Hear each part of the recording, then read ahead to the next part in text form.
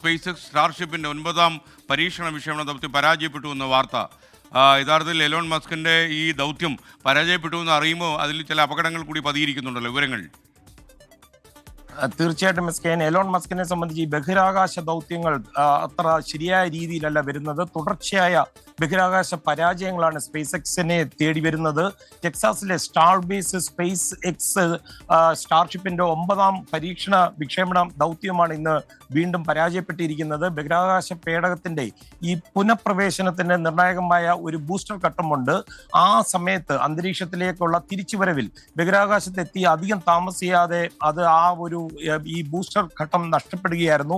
കൂടാതെ ഈ പറക്കുന്നതിനിടയിൽ പേലോഡ് വാതിൽ തുറക്കുവാൻ സാധിച്ചില്ല. ഈ പേലോഡ് വാതിലുകൾ തുറക്കുവാൻ കഴിയാതെ വന്നാൽ ഉപഗ്രഹങ്ങൾക്ക് ഈ ഭ്രമണപഥത്തിൽ ഉപഗ്രഹങ്ങളെ എത്തിക്കാനാകില്ല. അതുപോലെ സ്റ്റാർഷിപ്പുമായിട്ടുള്ള ബന്ധം നഷ്ടപ്പെട്ടുവെന്ന് സ്പേസ് എക്സ് തന്നെ ഔദ്യോഗികമായിട്ട് സ്ഥിരീകരിച്ചിട്ടുണ്ട്. ഈ സ്റ്റാർഷിപ്പിന്റെ ഇന്ധന ടാങ്കിൽ ചോർച്ച ഉണ്ടായിട്ടുമുണ്ട്. ഈ റോക്കറ്റ് ഇപ്പോൾ ഇന്ത്യൻ മഹാസമുദ്രത്തിലാണ് പതിച്ചിരിക്കുന്നത്. പരാജയത്തിൽ നിന്നൊക്കെ പാഠങ്ങൾ ഉൾക്കൊള്ളുമെന്നാണ് സ്പേസ് എക്സ് പറയുന്നത്. Thank you Madhu Kottarakkara.